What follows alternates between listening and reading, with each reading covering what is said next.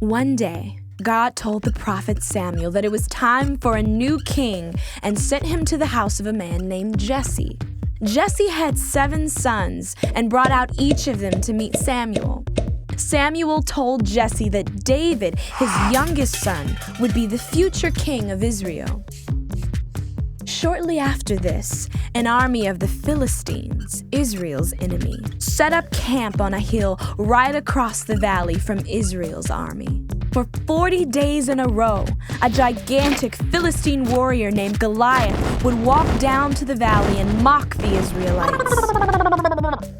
But one day when David was visiting the army camp, he heard Goliath taunting the Israelites and asked why no one was willing to fight Goliath.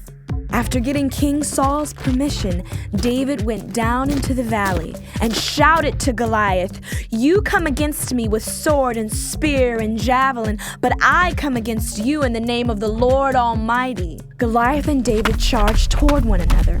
David pulled out a stone, put it in a sling, and flung it at the giant. The stone struck Goliath directly in the forehead, and then David killed him with Goliath's own sword.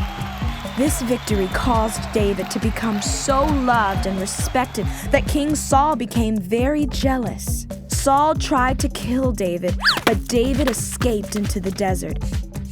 One day, Saul was in a cave and David snuck up on him. But David could not bring himself to kill Saul. When Saul realized what had happened, he made a peace treaty with David, promising he would not kill him. But not long after, Saul became jealous and tried to kill David again. The Philistines attacked the Israelites and killed all 3 of Saul's sons. When Saul heard the news, he was so upset that he took out his own sword, fell on it, and killed himself. Then, David was named King of Israel. He made plans to build a giant building called a temple as a place to worship God. God said a temple would eventually be built, but by one of David's sons. One of David's descendants would become a king unlike any before, one whose rule would never end.